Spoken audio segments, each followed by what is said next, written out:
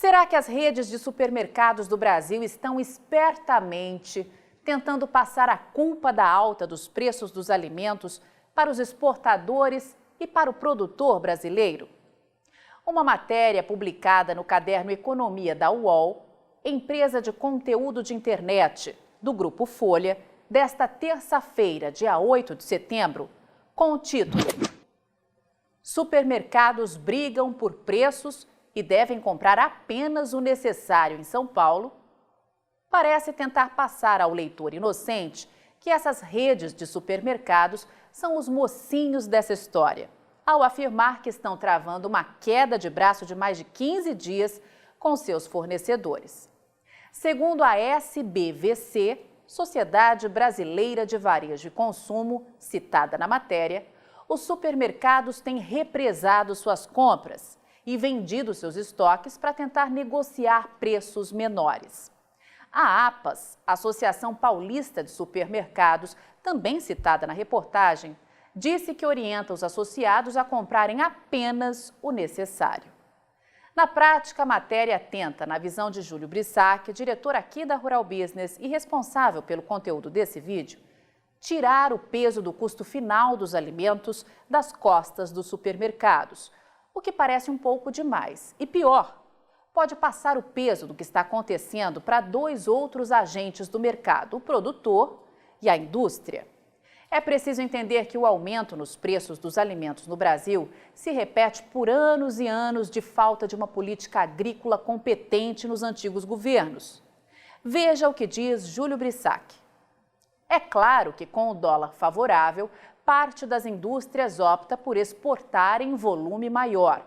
Porém, é preciso atenção dobrada para não cair em discursos socialistas de beira de praia e achar que o governo atual, que tenta mudar anos e anos de uma política agrícola desastrosa no Brasil, seja o culpado dessa história. É preciso entender que houve um crescimento da demanda interna impulsionado pelo auxílio emergencial e, nesse embalo, muitos varejistas tentam melhorar as margens de lucro. Vivemos numa economia de livre mercado. Não há como controlar preços. E chega uma hora que são os varejistas que precisam ceder. Só governos como a nova Venezuela do Sul, antes conhecida como Argentina, é que tentam interferir no mercado. E o resultado, todos sabem bem disso, é desabastecimento. E apenas os maiores membros do Estado socialista com suas mesas fartas.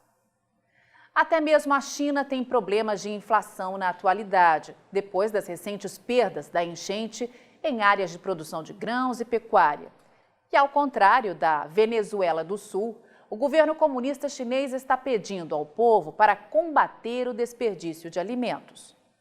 Não adianta trazer a Argentina para dentro do Brasil, nem invocar o velho e burro Plano Sarney. A regulação de mercados deve ser feita pelos próprios consumidores ao substituírem os produtos caros na hora da compra. E isso muitos brasileiros já estão fazendo. Importante ainda observar que quando uma rede consegue mostrar ao consumidor que tem preços menores de alimentos básicos, isso é sinônimo de vendas maiores. Em breve, a ordem nas grandes redes será vender produtos básicos com preços mais baixos e ganhar dinheiro em itens mais lucrativos. Depois das altas abusivas, vem o marketing do "eu vendo mais barato". Mas o que uma grande parte da imprensa não te conta por aí quando grita que o problema são as exportações? Que de toda a produção de milho de 2020, recorde dos recordes, somente 34% serão exportadas. Os demais, 66%, ficarão no mercado interno. De toda a produção de carne bovina, só 30% serão exportadas. De toda a produção de arroz deste ano, apenas 13% vão para fora. O restante será consumido aqui mesmo, nesse imenso Brasil. E de toda a produção de feijão deste ano, apenas 5% serão exportadas. Não queremos aqui imitar o ditador chinês, mas é sempre bom lembrar que o Brasil e também o mundo é um grande desperdiçador de alimento. Sim, eu, você, todos nós. Só para dar um exemplo, em países mais desenvolvidos como os Estados Unidos, o Canadá, Japão e em países da Europa, acredita-se que 40% das perdas dos alimentos ocorram nos domicílios e no varejo.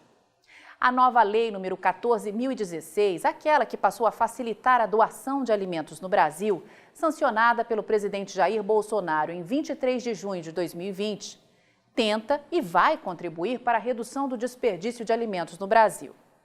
Mas você também precisa fazer a sua parte, principalmente em momentos como esse.